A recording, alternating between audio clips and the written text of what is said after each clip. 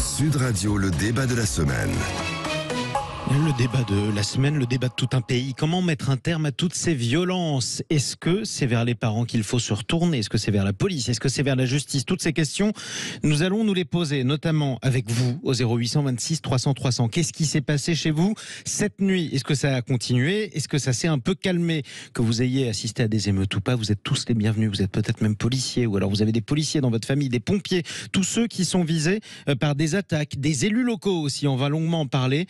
On accueille notre invitée, je le disais, Nadia Haye. Bonjour à vous. Bonjour, soyez la bienvenue sur Sud Radio, députée Renaissance des Yvelines. Un point d'abord peut-être sur la situation dans votre circonscription. Qu'est-ce qui s'est passé cette nuit dans les Yvelines? Alors dans les Yvelines, c'était beaucoup plus calme que les nuits dernières. On a beaucoup moins d'interpellations, et presque divisé par 3 entre la nuit d'avant et cette nuit. Et donc pas de violence urbaine, mais effectivement des feux de poubelle et quelques feux de véhicules, mais rien d'aussi important que ce qu'on a pu voir. On en est presque réduit, je le disais déjà hier, à faire la météo des émeutes.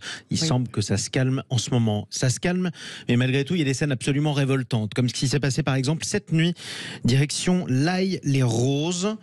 Au domicile du maire de la ville, des émeutiers sont arrivés avec une voiture bélier. Ils ont forcé la porte de la maison du maire. Lui, il était dans sa mairie en train d'essayer de gérer la crise. Mais à l'intérieur, il y avait sa femme et ses enfants en bas âge. Ils ont dû fuir.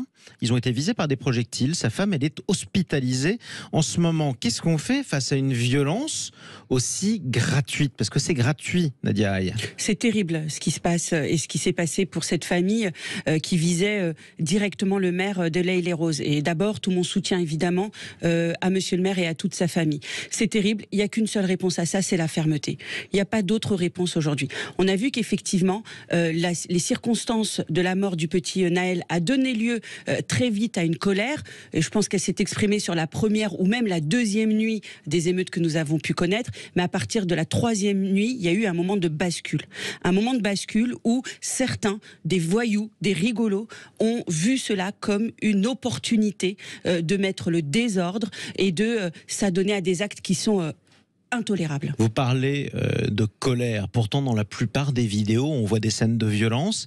Ce sont des gosses, évidemment, et ils rigolent. Oui. Quand ils frappent un homme à terre, ils rigolent. Quand ils disent « tuer le maire », c'est ce qu'ils ont dit notamment à Saint-Gratien, ils rigolent. Oui. C'est devenu une espèce de fête de sauvagerie ou alors de violence. Alors, certains vivent cela comme un jeu, comme ils pourraient jouer dans un jeu vidéo, comme dans une société parallèle, et n'ont même pas conscience que finalement ces actes-là ont des conséquences très graves. Donc il est très important d'avoir une fermeté au niveau de la justice pour leur montrer que tous les actes ont des conséquences et donc ne resteront pas évidemment impunis. Et d'où cette question aussi de responsabiliser les parents. Parce qu'un enfant de 12, 13, 14 ans n'a absolument rien à faire dans les rues à 23h ou à 1h du matin. Oui, mais on est au-delà de ça, parce que s'il a déjà 12, 13 ou 14 ans et qu'il rigole en frappant un homme à terre, il n'y a plus grand-chose à faire pour les parents. Dans 4 ans, il sera majeur. Il y a quand même un train qui a été perdu, ou 2 ou 3 dans l'éducation. C'est pourquoi, justement, oui, certainement. Et vous avez des parents qui sont dépassés, des mères de famille, souvent des familles monoparentales, d'où l'autorité n'existe plus. Eh bien, elles peuvent se faire aider, ces familles. Aujourd'hui, il y a des associations de proximité, il y a des médiateurs, il y a des éducateurs spécialisés. Il y a aussi des élus. On peut aussi s'adresser à l'élu si on a des difficultés avec son enfant. Sauf que les élus ont été visés, les écoles ont été souvent brûlées, les associations n'ont pas été respectées, les médiateurs n'ont pas été écoutés. Et la question que ça amène, c'est qu'est-ce qu'on va faire d'un ancien enfant de 14 ans qui a rigolé en frappant un homme à terre parce qu'il passait juste par là, qui fera peut-être de la prison ou alors un centre de détention et qui finira par en ressortir. Quand vous trouvez drôle de vous en prendre physiquement à un adulte à 14 ans, comment on vous récupère? Qu'est-ce qu'on va faire d'eux? Justement, il faut s'attacher aussi à ça. C'est-à-dire qu'il faut penser aussi à l'après.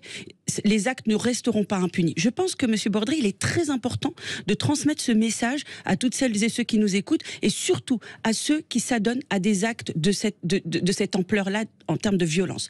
Il est important de dire que ça ne restera pas impuni. Est-ce qu'on Maintenant, en est sûr? Il faut traiter. On l'a souvent entendu.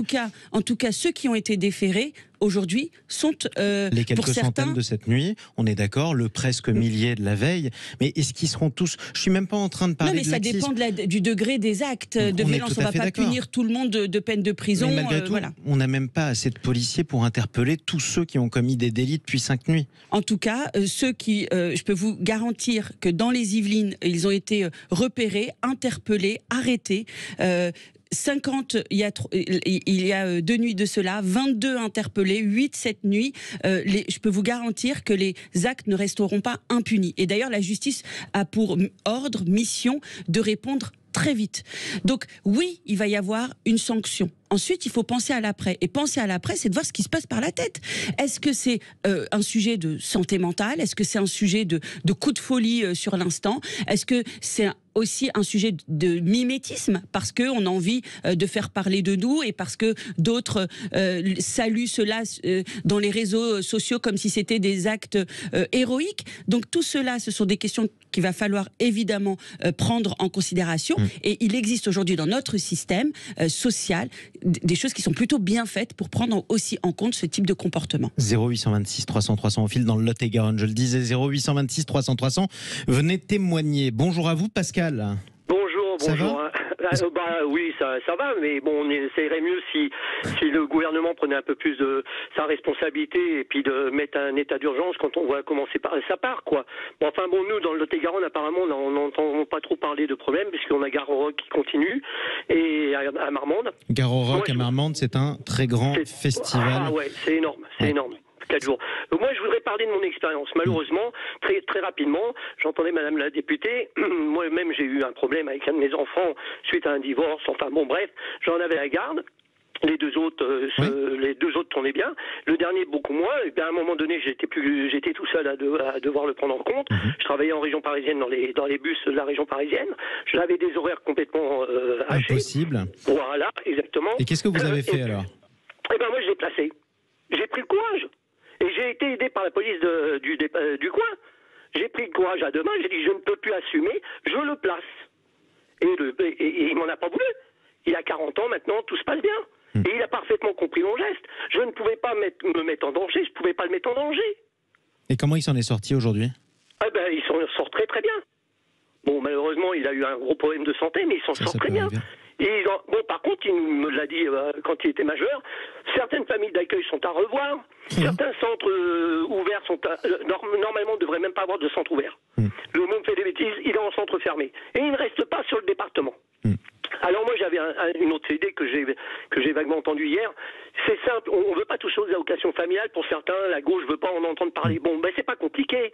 Dans ces cas-là, l'enfant incriminé, l'enfant qui passe devant le juge pour enfants, parce qu'il faut voir comment ça se passe. Hein. Il y a des fois les juges pour enfants. Moi j'ai demandé à changer de juge pour enfants où j'étais. Hein. Et dans ces cas-là, vous pensez qu'il faut faire quoi alors il faut simplement enlever la part de l'enfant au niveau de la caisse d'allocation familiale. Et s'il y en a deux, on en enlève deux. Mais comme ça touche pas l'APL, la personne continue. Et si le parent ne comprend pas au bout de 3 fois, et ben là, c'est sanctionner le parent. Parce que moi, j'ai pas été sanctionné, si vous préférez. Parce que vous avez préféré renoncer de vous-même parce que vous pensiez que vous n'étiez plus en mesure d'éduquer votre enfant. Je vous remercie infiniment pour votre témoignage, qui est très touchant d'ailleurs, Pascal. Vous tous qui nous écoutez, 0826 300 300. On refera une édition spéciale entre 10h et midi avec Cécile de Ménibus. Vous avez eu des problèmes pour tenir vos enfants, par exemple. Peut-être que vous n'arrivez pas à les tenir. Vous êtes tous les bienvenus pour venir témoigner. J'aimerais remercier notre invitée Nadia Haye d'être intervenue ce matin sur Sud Radio. Situation difficile, tout le monde est sur le pont, Sud Radio aussi, c'est pour ça qu'on en reparlera. Allez, restez avec nous. En attendant, on va essayer de se changer un petit peu les idées. Sud Radio refait sa déco dans un instant, à tout de suite.